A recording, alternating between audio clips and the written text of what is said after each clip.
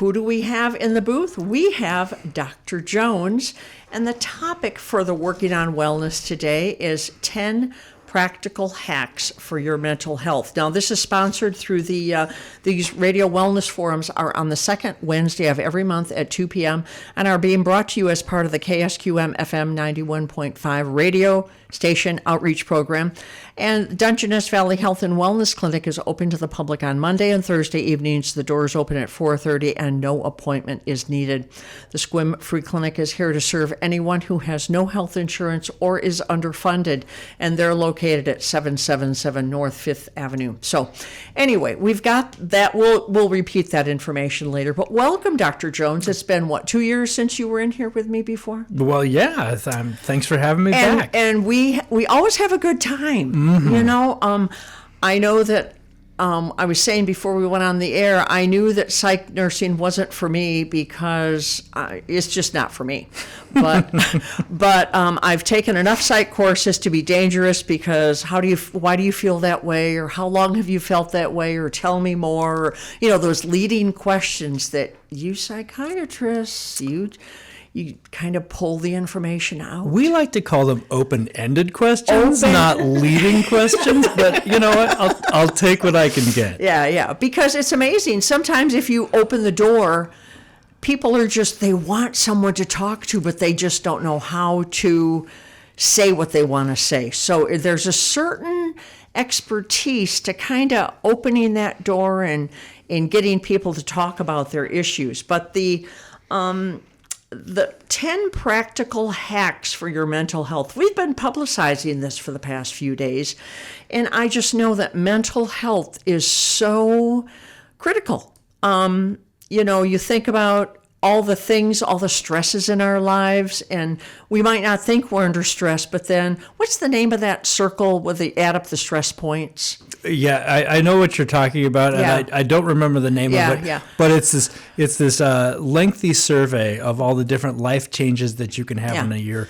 And if you have a certain number of points in a year, then you have a higher risk of developing a serious illness in that year. And there's such relatively mundane activities such as changing a job, moving, and then of course very serious life events such as the loss of a loved one or things like that.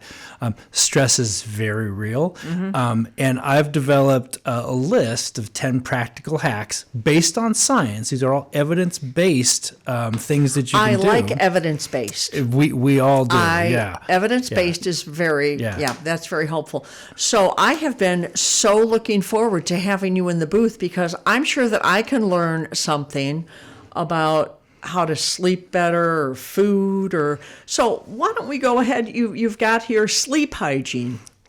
So if people are having a hard time getting to sleep, what is one thing that they can do to make their sleep a little bit easier to come by? Yeah, absolutely. When we talk about sleep hygiene, I could tell you that one thing to do would be to limit your caffeine or alcohol intake after a certain hour, make sure that you're getting exercise in the day, make sure that you're sleeping in a cool, dark, quiet place, and all those things are part of sleep hygiene.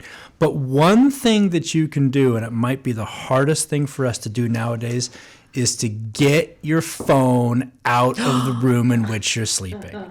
That thing, which we have all become accustomed to, is at this point the number one interrupter of sleep in Americans' lives.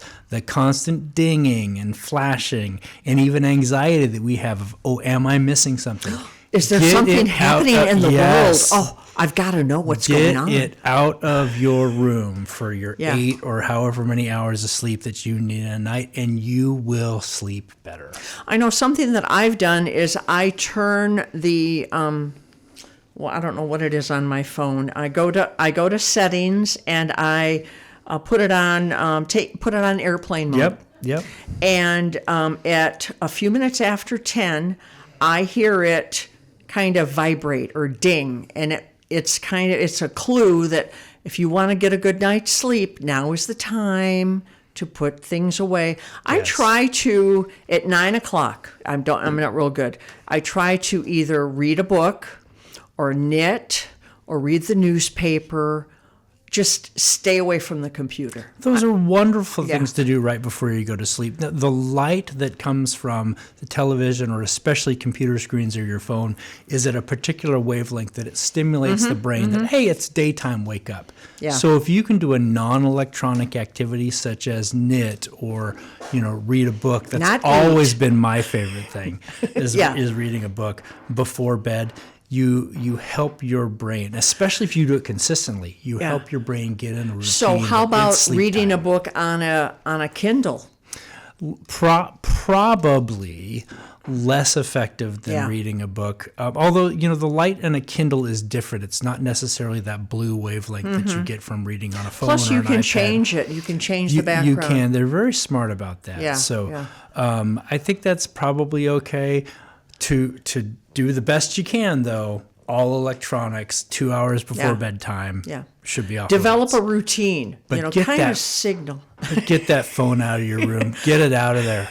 Get that blank phone out of your room. Get it out of You there. know, who would have thought when the Jetsons were on television and cartoons, I'm showing my age now, that we would literally have phones that we could walk around with and keep in touch with all the time. That's right. Never imagined that would happen.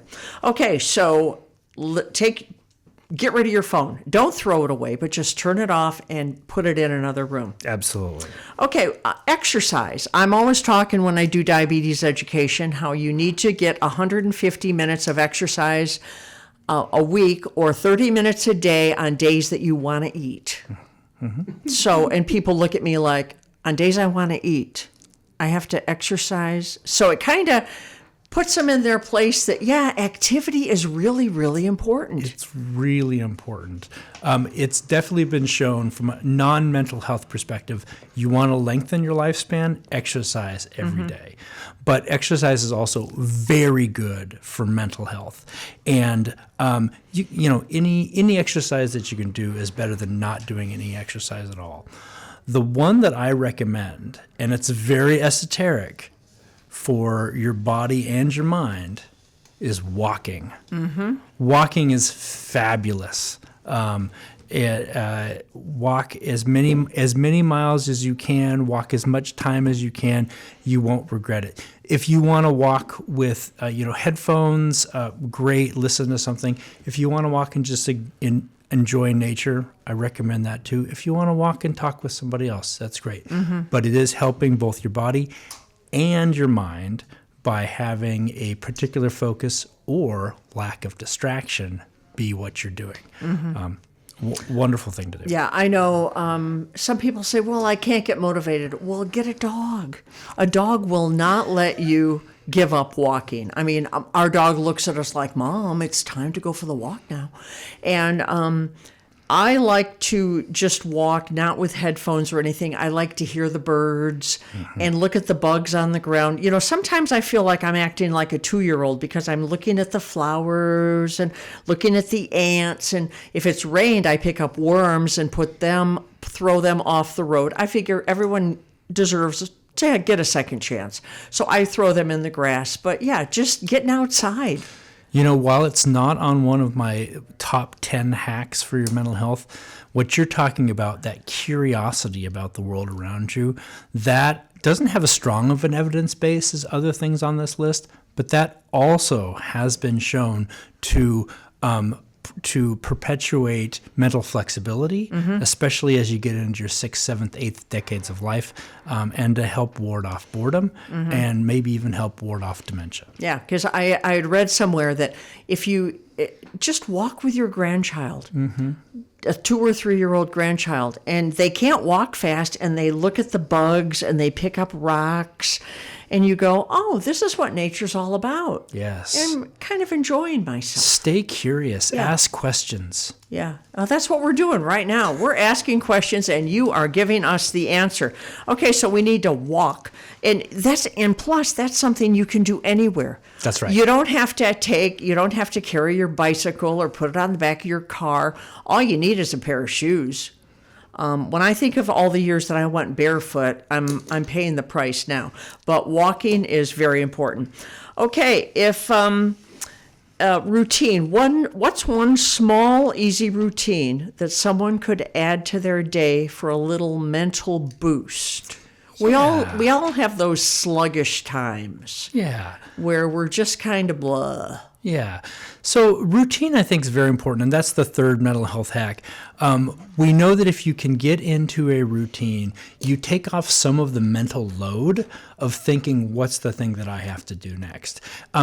What I recommend for folks to get a mental boost out of their day is to start the day off with some routinized successes. So come up with a list of about 5 to 7 things that you do every day in the morning, and even make yourself a checklist. Nothing feels better to me than putting a check mark next to something that I've done. You know, I have a confession. If I do something that's not, I'm a big list person, and if I do something that's not on the list, I will write it on the list so I can cross it off. Absolutely. I do the exact same thing. So if you start each day off with a list that you can check off, you've got on your list, make my bed. You've got on your list, take a shower. You've got on your list, walk the dog. And you can check that off every day. Heck, I've even seen some people make sticky pads with their pre-printed list on it so they can do that every day. Nothing feels better than having successes. And if you make sure that you've done that in a day, it becomes a routine. You don't have to think about it. You can use that mental energy for something else. I know. I make my list before I go to bed. I go, okay, what do I need to do tomorrow? Because my husband will say, okay, what's on the schedule? And I'll go, well, I'm filling it, like last time, I'm filling in for Olive for KSQM, and I need to go pick up some dog food, whatever, and I need to stop here. And so I write it all down so that I can go to bed and not have to think, okay, I need to remember to do such and such. It's written down. I can just clear my mind. Exactly. Making lists is great. It feels successful, but having that routine first thing in the morning that you do every day, and you can check it off and get it off your list and out of your brain, works wonders. Works wonders. Okay, I'm a big one on nutrition and hydration. I tell people, if you think you're hungry, this is once again for diabetes, if you think you're hungry, drink a glass of water. You might be dehydrated because we don't drink enough water. But I want to know what the one happy food or drink is. I can think of some drinks that make me happy, but I don't think that they're on the list. What do you suggest to give our mood a lift? Yeah.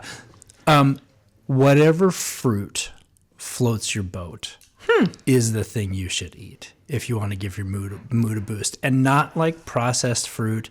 So whatever fresh fruit is your jam, whether it is your jam, whether it is strawberries, raspberries, bananas, oranges, watermelon. As you know, as a diabetes educator, yes, they can have some high glycemic indexes, but it's all natural, non-processed fruit, liquid. My personal favorite are blueberries. Blueberries, widely known as a superfood. They're packed with antioxidants. They're packed with a lot of things that we think are probably extraordinarily good for you, but they also just pop in your mouth and they feel good. And so, I mean, I recommend that. Yeah. I know right now, the mandarin oranges, the little cuties, those are good. And so I peel them, and, the less the processed the food, the better it is for you, because you have the fiber and the natural sugar, and, those little sections just come apart so cute. Yes, they do. Yeah. Yes, we were evolved. We were made to eat these fruits. So do it. Yeah. Don't eat the canned stuff or the less the processed, the better. You're tuned to KSQM 91.5. I'm Sassy Susan. And in the booth with me, I have Dr. Jones, Dr. Joshua Jones. He's the medical director of Providence-St. Joseph Health System. He is a certified general and forensic psychiatrist and a well-established physician in Clallam County. And he became the medical director for St. Providence Health System in the fall of 2023.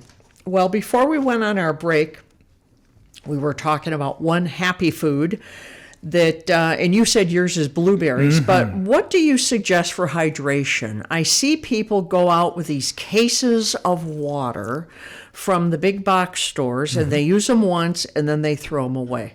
What do you recommend for water?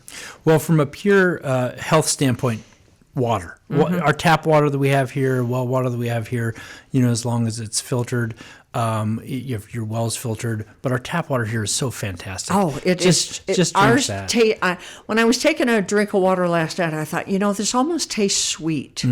It just is so luscious. And with diabetes education, I encourage people that if they think they're hungry, to drink a glass of water, because lots of times people don't drink enough water, and then as a nurse, I can say this, then they don't poop. They get constipated. Yeah. So your body takes, unless there's a reason that you should limit your water, your body will just eliminate whatever water you don't need. Correct. Okay. Yeah, and you don't need to get bottled water around here. I mean, from a global health standpoint, don't use single-use containers as much as you can. Have a reusable water bottle, and that's really all you need. Okay. Another topic that we've talked about is that you want to mention is strong relationships, connections. Yeah. And what's a quick way for someone to feel a little bit more connected to other people? We're so busy nowadays. I mean, the time just goes by so fast, and we just sometimes feel like we're in a little bubble all by ourselves, and no one else can understand what we're doing. How can we help ourselves with that? Yeah. This took a big hit over the last decade, especially with COVID. We were all kind of told to stay away from each other. And we fell into some habits that I think really interrupt this.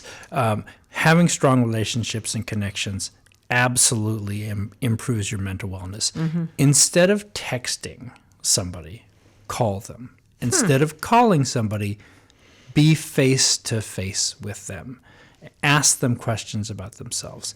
Have a little bit of connection with a friend, maybe even a stranger who becomes a new friend, every day. Go out of your way to say hello or good morning or how are you doing? And when you say how you're doing, really mean it. I mean, it has become so commonplace in our society to say, how you doing? And you don't really care. I'm fine. Yeah. Ask people how they're doing. It's not going to take up that much more time. And Yeah. you're going to make a sustainable connection that over time really does improve mental wellness. Yeah. I like that the best thing, like not eating processed foods, eating Mother Nature foods, the best thing is to face-to-face. Yeah. Yeah, it is. Yeah. My mother used to have a saying that there's no replacement for breathing the same air as somebody else. Ooh. Yeah. Now during COVID, that took on a whole other meaning, and we weren't really into that. But it really is something. Now I practice telemedicine, where I see patients mostly over audio, video communication on the internet. There still is no replacement. Yeah. For being in the same room. Like this would not be nearly as good of an interaction between me and you, Susan, nor would it be as good listening for the audience if you and I were doing this over Zoom. Yeah. Being here in the same room, in the same place, there's no replacement for it. Nothing can replace being there in person. Okay, let me see. It's really a double gift, isn't it? For you and for them. Yeah, it's a double gift because we're connecting. Like when Penny told me that you were going to be in the booth, I went, "Oh, Dr. Jones! I love Dr. Jones. He's so much fun." And like I said, I took just enough psych courses to be dangerous. Gratitude. What's a simple way to start gratitude practice that doesn't feel like a chore? I think I know what you're going to say, but what's... Yeah, people ask me about this one all the time. Like gratitude, being thankful for something, that's really a way to improve your mental wellness. And it really is. Studies have shown that taking a moment out of your day And giving thanks for something in your life does improve your mental wellness. It does improve your responses to anxiety, and it does reduce depression. So you can do this in a number of ways. The one that I like to tell people is get a gratitude journal. That's the one I was thinking of, but I wasn't going to steal your thunder. No. But the other thing is people say, oh, gratitude journal, that might feel like a chore. Yeah. Sure. Put it in your routine in the morning that you're going to wake up and say out loud something that you're thankful for. I'd love it if you got to a gratitude journal. That would be great. And then you can look back. But if you put it in your routine, something that you say out loud with intention, I am thankful for, for instance, I will put in my gratitude journal tonight, I am thankful for the time that I got to spend with Susan and Penny and the listeners of KSQM today. Well, we're going to make your journal. Yeah. But you see the intentionality and the specificity there? That also seems to be something that's important in gratitude. Not just, I'm thankful for this day, but the specificity, for some reason in the brain, tends to make a difference for how much impact on your mental wellness that has. Okay, well, that is very helpful. So far, we have talked, and we will, I have found that a lot of people, when I do my diabetes education workshop, at the end we summarize and we go through, because otherwise people might have not gotten the beginning ones. So the last one we talked about was gratitude, and give thanks and hopefully get a journal and be specific in what you're thankful for. Not, I woke up today. Okay, that's got to be something more than that. Okay, next is limit drug and alcohol. What's one easy swap that someone could make for a healthier evening drink? And don't tell me blueberries. I won't tell you blueberries. I will say that, among the hacks that we have here, this is a pretty important one. Limiting your drug and alcohol use extends your lifespan. It extends your brain health. And we're finding that, even moderate alcohol use probably doesn't have any positive health benefits and can have some longer-term health detriments. So in order to kind of take away or replace that evening drink, especially if you're a beer drinker, there has been an explosion in the number of micro-brewed non-alcoholic beers that are available on the market. And there are some really good ones. I've got no ties to any of those brands, but they've really replicated the taste quite well. And if you have one of those, you'll have a little bit of the feeling of drinking a beer, because you will have kind of the beer bloat. You'll definitely have the gluten is in there, but the alcohol is not. And so that's something that people can try and see if they can substitute it. If you're not drinking alcohol at night, you are going to sleep better. And you're going to get the additional added benefits of having better sleep hygiene as well. Okay, so what you're saying, the swap is non-alcoholic beer if you're a beer drinker. What if you're a red wine drinker? Well, there are some non-alcoholic wines as well. That's not necessarily anything I would recommend. My understanding is that the quality is not quite matched up with that. But finding something else that you can drink that meets your needs. Experiment. See if it is non-alcoholic beer. See if one of the non-alcoholic red wines floats your boat. I think sparkling cider is fantastic. But something else, and it may take you some experimentation, and it may take you really committing to swapping something out for it to stick. Okay, so widen your horizons to see what works for you. Stay curious. Yeah. Stay curious. I like that. Okay, learn mindfulness. What's a super basic mindfulness exercise that someone could try right now? Now, since I'm in the booth with you, I am not going to try this right now. Okay. It might interrupt the overall interview. So, you and I are almost too mindful just sitting here to try that. Mindfulness is kind of the 21st century word for meditation or for meditation. So right now, to stay mindful, I want people to think about their breathing. Think about the in and out and the feeling and the sensation of just breathing. Now, if you actually get into more of a graduated mindfulness practice, then you would try to just think about your breathing for a minute, and then up to 2 minutes and 5 minutes, etc. And then there are other guided meditations that somebody could do. But just focusing on only thinking about your breathing for a minute is a way to step into mindfulness. And over time has been shown to reduce anxiety, to reduce depression, and generally improve mental wellness.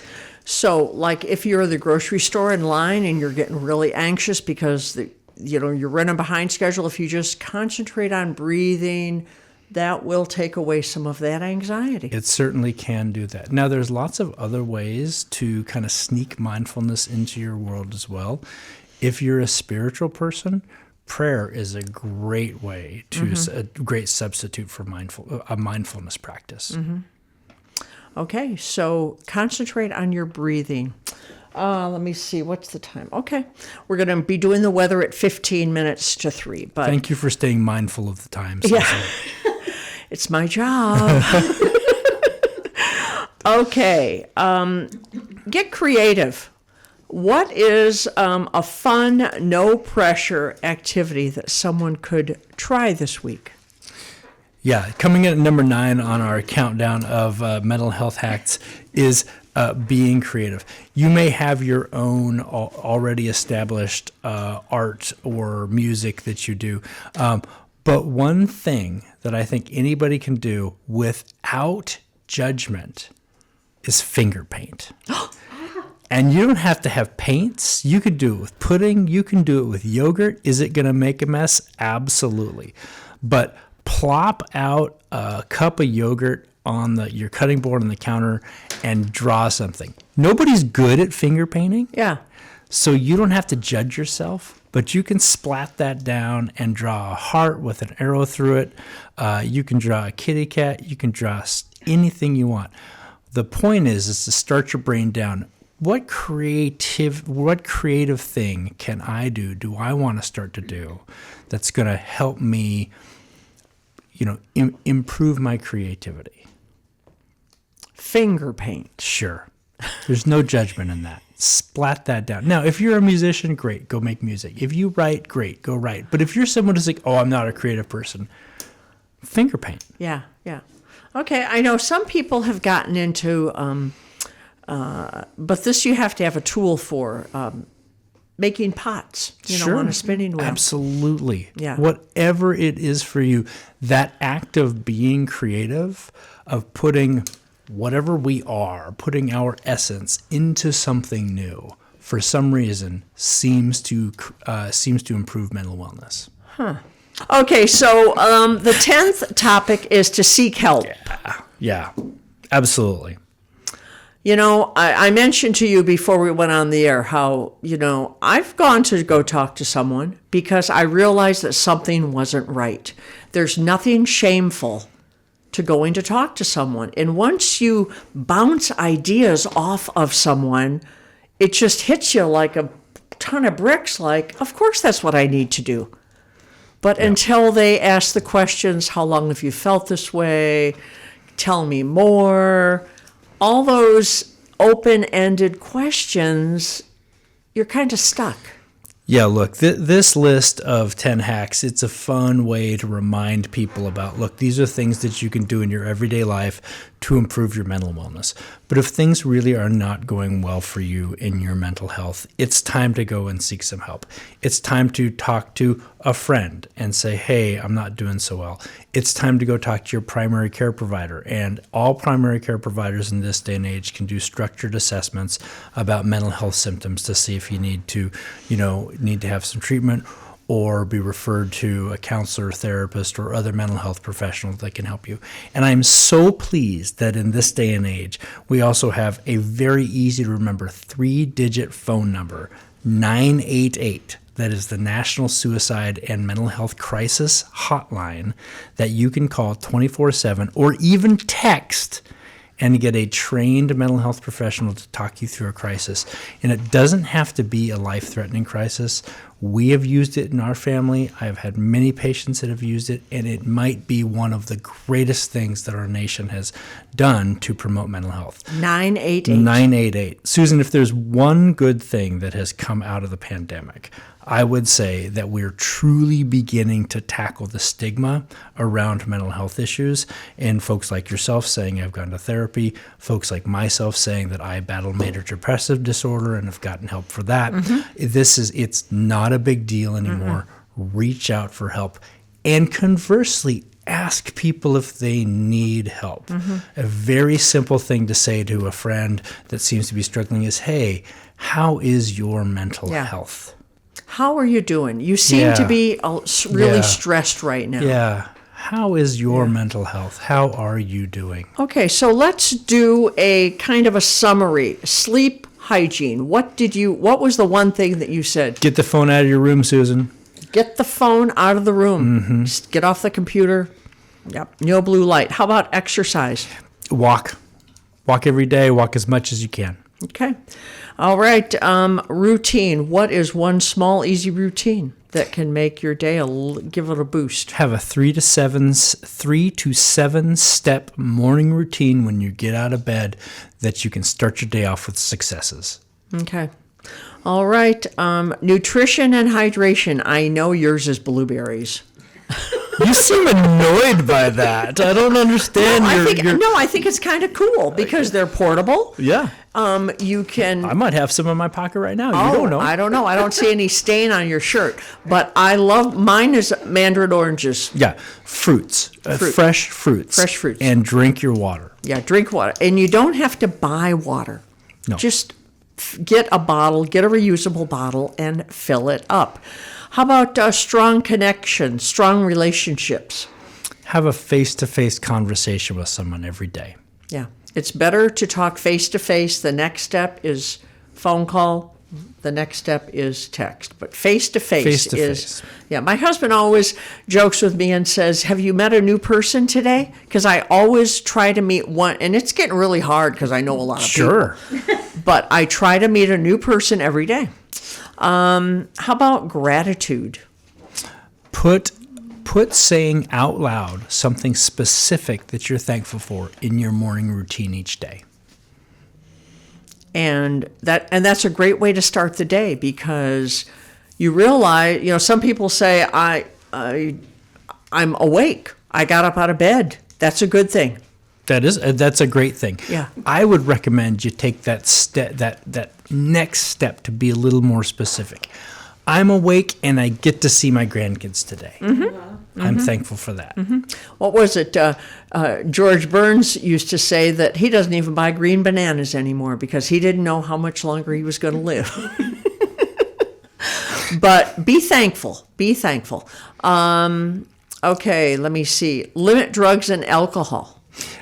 Try a non-alcoholic beer.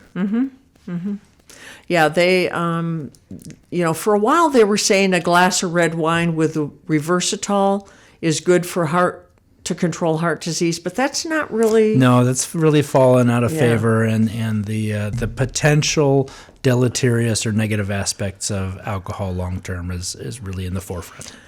Okay, learn mindfulness. Focus on your breath, in and out, and only on your breath for about a minute. Try to clear your mind also. That's what you're doing there. When you're thinking about your breathing, you can't think about your breath while you're also thinking of something else. So right. And if you do think about something else, kindly and gently bring yourself back to just your breath. Something that I do is if my mind gets distracted, I imagine that I've got all my troubles written on a whiteboard and I just erase it. That's a great example. And it goes away. That's a great example of visualization, which is another tool that mindfulness practitioners use. It's like gone away. See, just enough to be dangerous. Yeah. Okay, get creative. What's a fun, no pressure activity? No judgment. Finger paint. Finger paint. Get Splat some yogurt down, get some finger paints, and just finger paint something. Have fun. Okay, and the one that we talked at the beginning, but we will reiterate it. So if people are listening to this, seek help. Yeah, ask your friends for help, ask your primary care provider for help, ask your pastor for help, and 988 is the National Suicide and Crisis Hotline. 988 is the number. Well, I cannot say how much, this has just been so much fun for me. I couldn't wait for this interview because I wanted to know what the hacks were. And I think I practice a lot of them, but I can always learn. Absolutely. So Absolutely. Thank you very much for coming back. This concludes Working on Wellness, and this is always on the second Wednesday of every month at 2 o'clock and is brought to you as part of the KSQM 91.5 radio station outreach program. The Dungeness Valley Health and Wellness Clinic is open to the public on Monday and Thursday evenings, and doors are open at 4:30 with no appointment needed. The SQM Free Clinic is here to serve anyone who has no health insurance or is underfunded. The phone number is 360-582-0218, and the clinic is located at 777 North 5th Avenue. SQMFreeClinic.org is the website. And Susan, if you want to hear more of my unfiltered, wit and wisdom, we got about mental health issues. My brother Jeff Jones and I have a podcast called Cinemental by the Jones Brothers. CINEMENTAL. So like cinema plus mental. And twice a week we dissect a current movie, television show, or thing in the popular culture and talk about the mental health issues, what they got right, what they got wrong, and what you need to know about mental health. And we can be found on Spotify, Apple, wherever you consume your podcasts. So it's Cinemental. Sentimental.com. Cinemental by the Jones Brothers is the Brothers. podcast, and you can find it on any of your major platforms. Okay. Thank you. You had asked me to give you a chance to mention that before, and we just got so distracted. It's a little, the show's a little raw, so it wouldn't be able to be played on KSQM, but we talk very really about mental health issues. Okay. All right. Well, thank you very much, Dr. Jones.